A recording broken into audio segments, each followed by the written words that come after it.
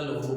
देखो भाई, आज का जो हमारा टॉपिक है वो है अवकलन, और उसमें भी मोस्टली जो हमारा टॉपिक होने वाला है वो है अवकलन का प्रथम सिद्धांत। और बेसिक अवकलन के हम बीजगणित को जानेंगे कि अवकलन किस किस तरीके से सॉल्व किया जाता है, उसके बेसिक फॉर्मूले क्या हैं, उन सब के बारे में आज हम इस क्लास के अंदर सीखने वाले हैं। तो ध्यान देना, अवकलन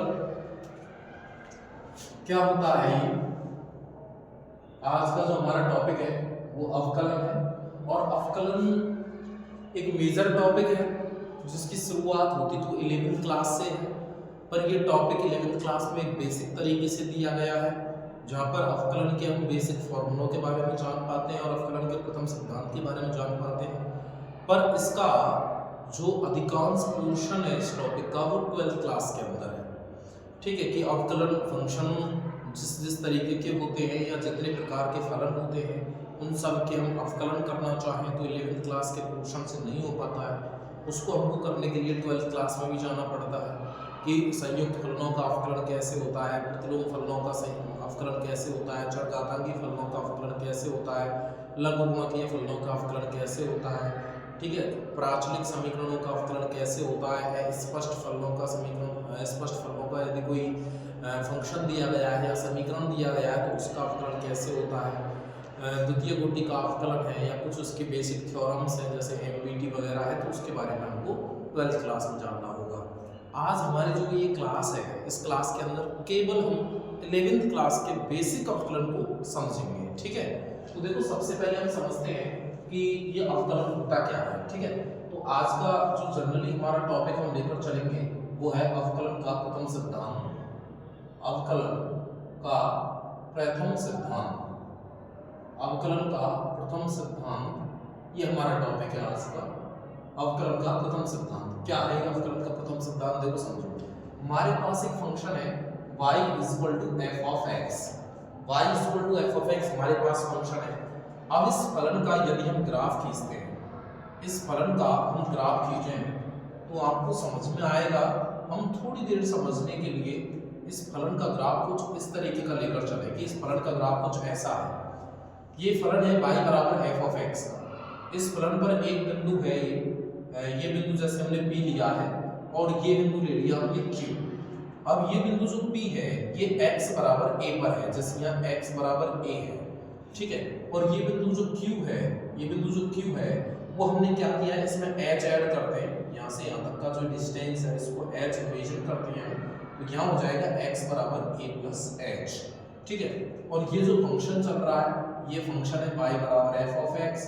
तो इस बिंदु का जो कोऑर्डिनेट आएगा वो x की वैल्यू तो a आएगी और y की वैल्यू f of a आएगी। ऐसे यहाँ पर x की वैल्यू तो a + h आएगी और y की वैल्यू आएगी f of a + h। इस तरीके से यहाँ पर आएगी।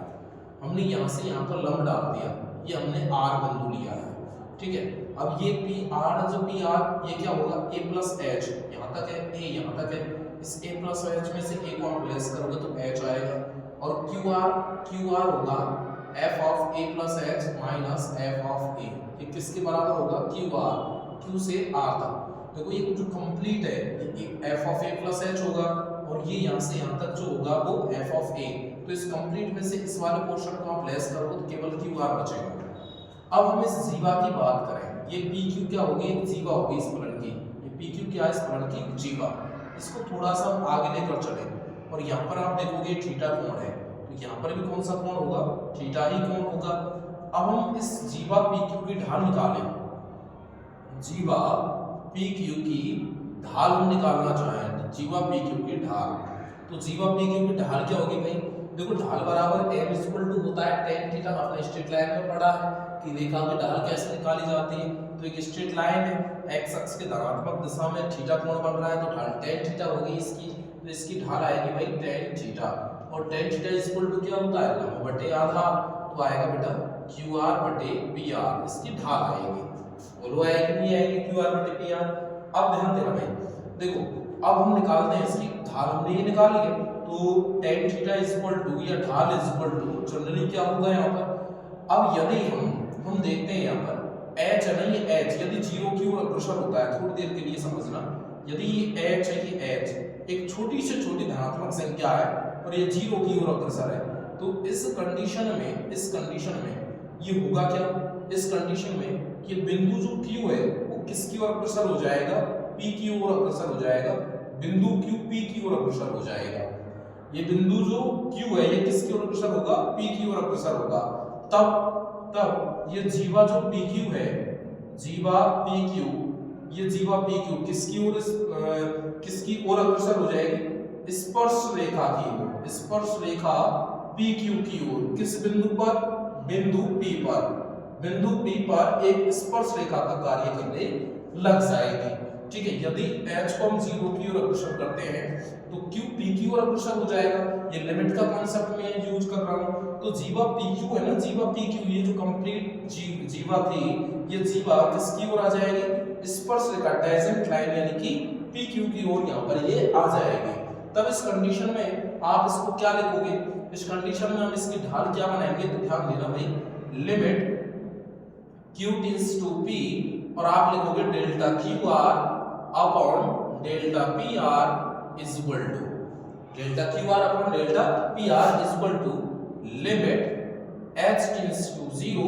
अब डेल्टा QR ये हो गया, इसकी वैल्यू क्या है, f of a plus h minus f of a upon, और PR की वैल्यू क्या होगी भाई, h, क्या हो गई, h। अब इसी को क्या कहा जाता है, इसी को कहा जाता है अवकलन। इसको क्या कहा जाता है, अवकलन। इसको हम लिखेंगे d over dx and fx, किस बिंदु पर, x बराबर a पर। ये इसको लिखा जाएगा f डैश a, इसको क्या लिखा जाएगा, f डैश a, और इक्वल टू क्या लिखेंगे भाई, limit h tends to 0 f of a plus h minus f of a upon h। इसको कहा जाता है अवकलन का प्रथम सिद्धांत। इसे क्या कहा जाता है, अवकलन का प्रथम सिद्धांत। यदि आप पार्टिकुलर फॉर्मूला की बात करते हो, यदि आप पार्टिकुलर फॉर्मूले की बात करते हो कि अवकलन के प्रथम सिद्धांत का एक पार्टिकुलर फॉर्मूला क्या होने वाला है, कि हम उस, जैसे हम तो यहाँ पर x बराबर a पर काम कर रहे थे, लेकिन पार्टिकुलर फॉर्मूला का मतलब कि x का मान कुछ भी हो और तब हम फॉर्मूला निकालें, तो ये फॉर्मूला आएगा d ओवर dx fx या फिर f dash x is equal to limit h tends to 0 f of x plus h minus f of x upon h। इस सीमा का अस्तित्व होना चाहिए। ठीक है, इस वाली सीमा का अस्तित्व होना चाहिए, का अस्तित्व है, इसका अस्तित्व है। ठीक है, इसका अस्तित्व होना चाहिए, इसका अस्तित्व होना चाहिए। अब आप इसको ही क्या कह दोगे, d ओवर dx fx या f डैश x। इसको अवकलन का प्रथम सिद्धांत कहा जाता है। ये भाई अवकलन का प्रथम सिद्धांत है। पार्टिकुलर फॉर्मूले की बात करते हो अवकलन के प्रथम सिद्धांत की, तो ये अवकलन के प्रथम सिद्धांत का एक पार्टिकुलर फॉर्मूला है। फॉर एग्जांपल के लिए हम एक एग्जांपल लेकर चलते हैं कि अवकलन के प्रथम सिद्धांत से उसको हमको सॉल्व करना है। जैसे हमको दे रखा है, जैसे x स्क्वायर प्लस 1 का प्रथम सिद्धांत से, x स्क्वायर प्लस 1 का प्रथम सिद्धांत से अवकलन ज्ञात कीजिए। अवकलन, ठीक है, अवकलन ज्ञात करना है। x स्क्वायर प्लस 1 का प्रथम सिद्धांत से आपको क्या ज्ञात करना है, अवकलन ज्ञात करना है। तो हमने प्रथम सिद्धांत का ये भी देखा है कि प्रथम सिद्धांत का फॉर्मूला क्या होता है। तो प्रथम सिद्धांत का फॉर्मूला ये होता है हमारे पास में x बराबर a पर f डैश a बराबर क्या होता है, limit h tends to 0 f of a plus h minus f of a बटे h। या पार्टिकुलर फॉर्मूले की आप बात करते हो तो dfx बटे dx इज इक्वल टू क्या होता है भाई, fx बटे limit h tends to 0 f of x plus h minus f of x बटे h। तो आप इसको ट्राई करें जल्दी से, आपको मैं समय देता हूं 1 मिनट का। 1 मिनट में जल्दी से इस वाले फॉर्मूले से इसको आप ट्राई करें। ठीक है, मैं आपको समझाता हूं आपको थोड़ी देर में। 1 मिनट जल्दी से ट्राई करें।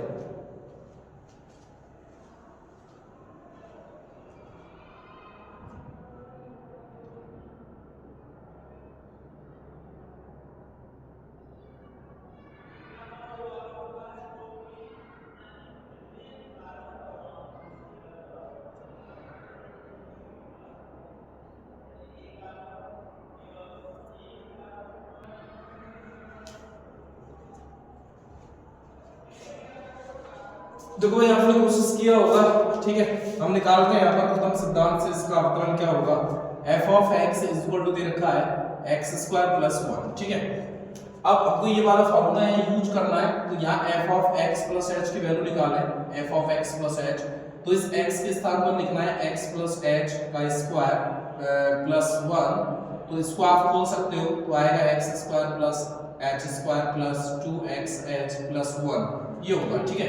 अब इसमें फॉर्मूले में लिखे अब यहाँ पर देखो क्या आएगा, f dash x is equal to, ये फॉर्मूला है तो प्रथम सिद्धांत का, तो क्या होगा भाई, limit s tends to 0 f of x plus h minus f of x upon h, तो देखो आएगा लिमिट s टेंड्स टू 0, अब f of x plus h इसकी वैल्यू क्या है, f of x plus h की वैल्यू ये है, ठीक है। तो यहाँ पर होगा x square plus h square minus 2xh plus 1 minus f of x की वैल्यू क्या है, x स्क्वायर प्लस 1, आगे माइनस लगा हुआ है तो x स्क्वायर माइनस 1 और अपॉन h, x स्क्वायर से x स्क्वायर कैंसिल होता है, माइनस 1 से प्लस 1 कैंसिल होता है। अब क्या करेंगे भाई, लिमिट को सॉल्व करने के लिए ऊपर से हमको h कॉमन लेना पड़ेगा, तो यहाँ क्या बचेगा, यहाँ बचेगा कितना भाई सॉरी यहाँ प्लस आएगा, यहाँ बचेगा h प्लस 2x और अपॉन h, तो इससे ये कैंसिल होता है, लिमिट की वैल्यू आप यहाँ इनपुट करोगे तो कितना आ जाएगा भाई 2x, तो प्रथम सिद्धांत से इसका अवकलन क्या होगा 2x होगा, प्रथम सिद्धांत से इसका अवकलन क्या जाएगा 2x आएगा। ये तो एक प्रथम सिद्धांत की बात है। अब हम बात करते हैं एक साधारण अवकलन की, कि डायरेक्ट यदि हमको अवकलन करना है तो डायरेक्ट अवकलन क्या होगा, उस अवकलन के बारे में हम यहाँ समझते हैं। ये तो अवकलन का प्रथम सिद्धांत था 11वीं क्लास में। अब हम डायरेक्ट अवकलन के बारे में बात करेंगे कि यदि डायरेक्ट अवकलन को हम सॉल्व करें तो किस तरीके से सॉल्व कर पाएंगे। तो ध्यान देना, डायरेक्ट अवकलन का कॉन्सेप्ट क्या होने वाला है। जैसे हमारे पास एक रियल फंक्शन है y is equal to f of x, हमारे पास एक रियल फंक्शन है y is equal to f of x, हमारे पास एक रियल फंक्शन है। अब ये रियल फंक्शन है, यहाँ पर ये जो x है ना, x है वो तो है स्वतंत्र चर राशि, ये x क्या है यहाँ पर स्वतंत्र चर राशि, ये x हमारे पास स्वतंत्र चर राशि है, और ये y क्या है यहाँ पर, ये y है आश्रित चर राशि, y क्या है आश्रित चर राशि है। अब ध्यान देना, इस फंक्शन में हम परिवर्तन करना चाहें, स्वतंत्र चर राशि के सापेक्ष आश्रित चर राशि में परिवर्तन करना चाहें, और वो भी आंशिक परिवर्तन करना चाहें, वो भी कितना आंशिक परिवर्तन करना चाहें, ठीक है। तो क्या होगा भाई, इस x में, इस x से हम बनाना चाहें x प्लस डेल x, तो इसके रेस्पेक्ट में y से क्या बन जाएगा y प्लस डेल y, यानी कि आंशिक परिवर्तन हो गया। स्वतंत्र चर राशि में हमने आंशिक परिवर्तन किया तो y में भी क्या हो जाएगा, आंशिक परिवर्तन हो जाएगा, आंशिक परिवर्तन हो जाएगा। तो ये जो परिवर्तन की दर आएगी, यानी कि स्वतंत्र चर राशि के सापेक्ष आश्रित चर राशि में या स्वतंत्र चर राशि के सापेक्ष फलन में जो आंशिक परिवर्तन की दर है वो क्या कहलाती है भाई, अवकलन कहलाती है, ठीक है। अतः स्वतंत्र चर राशि के सापेक्ष, स्वतंत्र चर राशि के सापेक्ष फलन में या आश्रित चर राशि में, या आश्रित चर राशि में, आश्रित चर राशि में आंशिक परिवर्तन की दर, आंशिक परिवर्तन की दर, आंशिक परिवर्तन की दर अवकलन कहलाती है, अवकलन कहलाती है, अवकलन कहलाएगी कैसे, ध्यान देना भाई, limit del x tends to 0, स्वतंत्र चर राशि में हमने इतना छोटे से छोटा परिवर्तन किया है कि वो परिवर्तन 0 की ओर अग्रसर है, ठीक है। हमने स्वतंत्र चर राशि x में इतना सा परिवर्तन किया है कि वो परिवर्तन 0 की ओर अग्रसर है, तो क्या होगा भाई, del y upon del x, ठीक है, del y upon del x हो जाएगा, या del y over del x हो जाएगा। लेकिन ध्यान रखना, परिवर्तन हमने इतना किया है कि वो परिवर्तन 0 की ओर अग्रसर है, वो परिवर्तन कितना 0 की ओर अग्रसर है।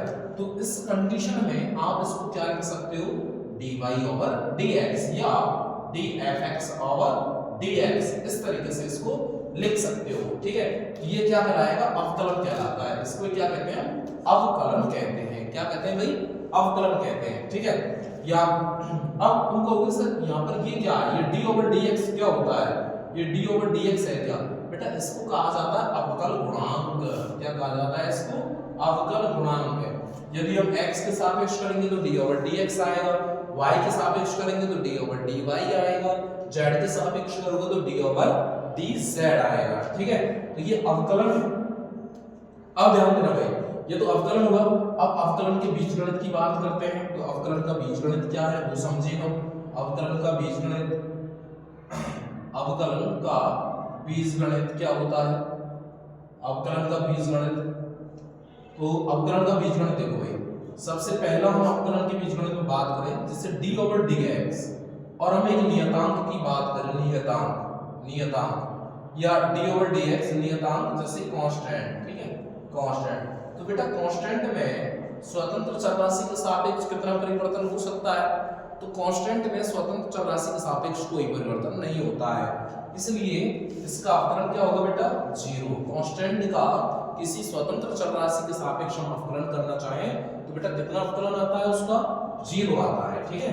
दूसरा है जैसे आपको दे रखा है d ओवर dx, और बेटा k कोई कांस्टेंट है और fx कोई फलन है। अब इसको हमको सॉल्व करना है, तो सॉल्व कैसे करेंगे बेटा, ये कांस्टेंट आगे आ जाता है, कांस्टेंट आगे आ जाएगा और d ओवर dx और क्या आ जाएगा बेटा, fx। इस तरीके से ये सॉल्व किया जाता है, ठीक है।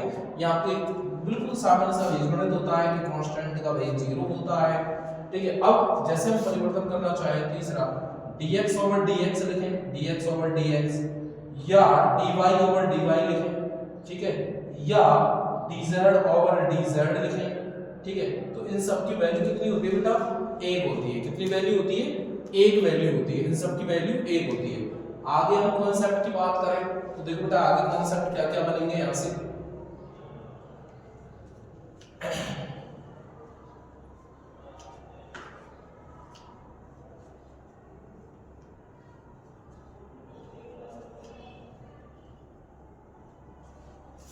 देखो फोर्थ कॉन्सेप्ट क्या है यहाँ पर, जैसे दे रखा है आपके सामने d ओवर dx, और बेटा यहाँ पर एक से अधिक फंक्शन दिए गए और प्लस माइनस में दे रखे हैं, जैसे u प्लस या माइनस v प्लस या माइनस w प्लस या माइनस वन डॉट डॉट। अब तुम कहोगे u v w क्या है, u v w ये सभी x के फलन है, ये सभी क्या है, x के फलन है, ये सभी x के फलन है। तो इस कंडीशन में अवकलन कैसे निकाला जाएगा, इन सब का अलग अलग अवकलन निकाला जाएगा, और इन सब के मध्य में यदि प्लस का चिन्ह है तो प्लस का चिन्ह लगाया जाएगा, और यदि माइनस का चिन्ह है तो माइनस का चिन्ह लगाया जाएगा। तो इन सब का अवकलन क्या होगा भाई, अवकलन होगा du ओवर dx प्लस या minus dv over dx plus या minus dw over dx plus या माइनस वन डॉट। इस तरीके से भाई इनका अवकलन होगा, ठीक है। पांचवा कॉन्सेप्ट क्या है, देखो भाई पांचवा कॉन्सेप्ट,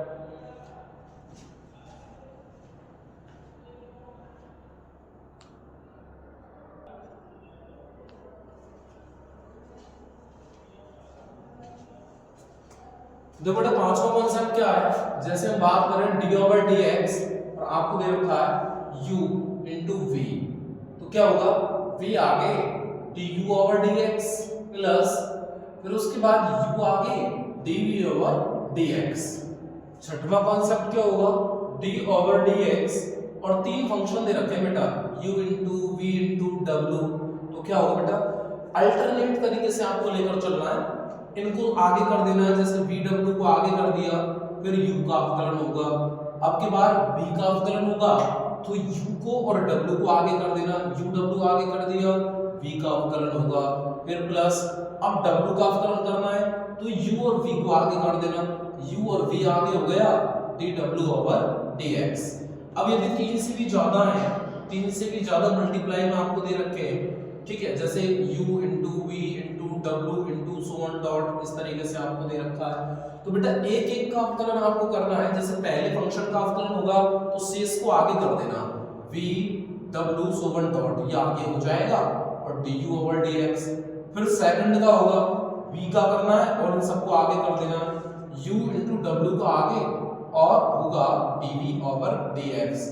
फिर आगे क्या होगा भाई, आगे तीसरे का होगा w का और इन सबको आगे कर देना है, यानी कि u v सोवन आगे dw ओवर dx प्लस सोवन डॉट, ये इसी तरीके से आगे चलता रहेगा। आठवां कॉन्सेप्ट क्या है बेटा, जैसे दे रखा है d ओवर dx और आपको दिया है u अपॉन v, इसका अवकलन करना है, तो बेटा क्या होगा, v आगे करना है और du ओवर dx, फिर माइनस u आगे करना है dv ओवर dx और अपॉन क्या आ जाएगा बेटा v स्क्वायर, अपॉन में क्या आएगा v स्क्वायर। ठीक है, तो ये साधारण सा एक बीजगणित का अवकलन का कि भाई अवकलन को किस तरीके से सॉल्व किया जाता है। अवकलन को यदि हम डायरेक्ट सॉल्व करना चाहें तो बेटा प्रथम सिद्धांत से ये जो क्वेश्चंस होते हैं वो बहुत मेजर हो जाते हैं, बड़े बड़े हो जाते हैं, रेस्पॉन्स वही आता है, आप डायरेक्ट करोगे चाहे प्रथम सिद्धांत से करोगे वही आता है। और कंपटीशन एग्जाम में कोई प्रॉब्लम्स पूछी जाती है तो उसमें अलग से आपको क्वेश्चन लेवल भी अलग होता है और उसमें कॉन्सेप्ट यूज करने का तरीका भी थोड़ा सा अलग होता है। यदि आप इस यहाँ से एकेडमिक स्तर पर करोगे तो एकेडमिक स्तर पर सारे क्वेश्चन सॉल्व हो जाते हैं। कल की जो क्लास आएगी उस क्लास में मैं आपको प्रॉब्लम बताऊंगा क्वेश्चन संबंधित अवकलन के प्रथम सिद्धांत से कैसे क्वेश्चंस को सॉल्व किया जाता है। आज जो हमारा जो मुख्य टारगेट रहने वाला है इस क्लास में वो रहेगा केवल अवकलन के बेसिक फॉर्मूलों के बारे में, बेसिक मेथड के बारे में, ठीक है, उसके बारे में रहने वाला। और इससे भी नेक्स्ट क्लास जो आएगी हमारी अवकलन की उसमें मैं आपको बताऊंगा कंप्लीट टॉपिक के बारे में कि पूरा अवकलन क्या है। ठीक है, तो अवकलन में आपको कंपैरेटिव भी पढ़ना पड़ेगा, डिफरेंशिएबिलिटी भी पढ़ना पड़ेगा, फिर अवकलन के विभिन्न मेथड भी पढ़ने पड़ेंगे। ठीक है, तो वहां पर मैं अलग से डिस्कस करूंगा। अब बात करते हैं अवकलन के बारे में, बेसिक फॉर्मूले। बेसिक फॉर्मूले कौन कौन से हैं अवकलन के, तो वो समझेंगे हम जो 11th क्लास में काम आने वाले हैं। 11th क्लास में बेसिक फार्मूले कौन कौन से अवकलन के जो आपको जनरली यूज करने हैं। तो पहला फार्मूला है बेटा d ओवर dx, x की घात n, बेटा n आगे होगा x की घात n माइनस 1, इस तरीके से आपको ये फार्मूला यूज करना है। दूसरा है बेटा जैसे दे रखा है d ओवर dx और दिया है बेटा e की पावर x, बेटा e की पावर x का e की पावर x ही अवकलन होता है। तीसरा फार्मूला है बेटा जैसे दे रखा है d ओवर dx और आपको दिया है a की पावर x, तो बेटा a की पावर x का जो अवकलन होता है वो a की पावर x और होता है बेटा log a की पावर x log a, और बेटा यहाँ पर बेस e होता है। ठीक है, चौथा फार्मूला है बेटा जैसे आपको दे रखा है d ओवर dx, क्या दे रखा बेटा d ओवर dx और आपको बेटा अवकलन करना है log x, किसका log x, और बेस e है बेटा। एक चीज याद रखना है यहाँ पर बेटा, इसका अवकलन क्या होगा, अवकलन होगा 1/x।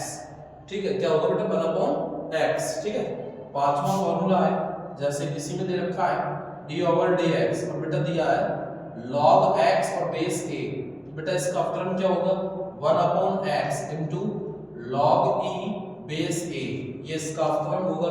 ठीक है, चाहे इसको आप ऐसे भी लिख सकते हो बेटा 1/x log a base a, इस तरीके से भी आप इसको लिख सकते हो। छठवां है जैसे आपको दे रखा है d ओवर dx और दे रखा है बेटा 1/x, तो 1/x का अवकलन क्या होगा बेटा -1/x स्क्वायर। बेटा इसको सॉल्व करने के लिए आपको यही वाला फॉर्मूला यूज करना होगा और इसको इस तरीके से लिख लेना है थोड़ा सा d ओवर dx और x की पावर -1, तो क्या होगा -1 आगे और x की पावर -1, तो -1/2, इस तरीके से यहाँ से अवकलन निकल के आएगा। सातवां है जैसे दे रखा है बेटा d ओवर dx और √x, इसका अवकलन यदि आपको करना हो d ओवर dx √x, बेटा इसका अवकलन होता है 1/2 √x। यहाँ पर भी बेटा यही वाला फॉर्मूला यूज हुआ है। ठीक है, देखो आपको किस तरीके से सॉल्व करना है, d ओवर dx और आप लिख सकते हो x की पावर 1/2, तो 1/2 आगे और x की घात 1/2 -1, तो -1/2 बचेगा बेटा, उसको नीचे ले आना तो आ जाएगा 2x की पावर 1/2, तो 1/2 √x, ये इस तरीके से इसका अवकलन आएगा। ठीक है, और बेसिक फॉर्मूलों की बात करते हैं। आठवां जैसे दे रखा है बेटा d ओवर dx और अवकलन करना है बेटा sin x का, तो अवकलन आएगा कितना cos x। ठीक है, नौवां है बेटा जैसे d ओवर dx और अवकलन करना है किसका cos x का, तो बेटा आएगा साइन एक्स। ठीक है, 10वां फॉर्मूला जैसे दे रखा है बेटा डी ओवर डी एक्स और दे रखा है आपको tan x, बेटा अवकलन आएगा इसका sec स्क्वायर x। ठीक है, जैसे दिया है 11वां डी ओवर डी एक्स और आपको दिया है cot x, तो बेटा अवकलन होगा इसका माइनस cosec स्क्वायर x। 12वां formula d over d x और दे रखा है बेटा sec x, तो फॉर्मूला होता है sec x और tan x। ठीक है, 13वां फॉर्मूला जैसे दिया है बेटा d over dx cosec x, तो बेटा फॉर्मूला होता है minus cosec x cot x। ठीक है, इस तरीके से होता है। ये 11th क्लास का चैप्टर था बेटा। 11th क्लास का अवकलन का बेसिक था कि अवकलन को किस किस तरीके से सॉल्व किया जाता है, कौन कौन से फॉर्मूले अवकलन को सॉल्व करने में लगते हैं। तो बेटा अवकलन का जो बेसिक फॉर्मूले वो ये जो 11th क्लास में हम यूज करने वाले हैं। अवकलन का जो बीजगणित है बेटा वो ये है। अवकलन का बीजगणित यानी अवकलन को सॉल्व करने का तरीका क्या है वो ये है। अवकलन क्या होता है वो बेटा ये है कि स्वतंत्र चर राशि के सापेक्ष फलन में या आश्रित चर राशि में आंशिक परिवर्तन की जो दर होती है बेटा वो अवकलन कहलाती है। आप उसको इस तरीके से रिप्रेजेंट कर सकते हो। और इससे पहले के टॉपिक में मैंने बताया था अवकलन का प्रथम सिद्धांत, उसमें मैंने बताया बेटा अवकलन का प्रथम सिद्धांत किसी भी फलन का अवकलन जो होता है वो किसी लिमिट का एक यूनिक सॉल्यूशन होता है, एक यूनिक हल होता है। आप उस लिमिट का जब एक अद्वितीय जो हल निकल के आता है वो पार्टिकुलर पॉइंट पर या उस बिंदु विशेष पर उस फलन के अवकलन को ही व्यक्त करता है। बेटा आज की क्लास में बस हम इतना सा ही पढ़ रहे हैं बेसिक के बारे में। अगली जो क्लास आने वाली है, कल में क्लास जो आपको देने वाला हूं उसमें हम 11th क्लास एनसीईआरटी पुस्तक की क्वेश्चन प्रॉब्लम को सॉल्व करेंगे। उसके बाद हम इस टॉपिक में आगे बढ़ेंगे और आगे जब इस टॉपिक को लेकर चलेंगे बेटा 12th स्टैंडर्ड का है। 12th स्टैंडर्ड में अवकलन बहुत अच्छे लेवल से है तो उसको हम पढ़ेंगे। Thank you.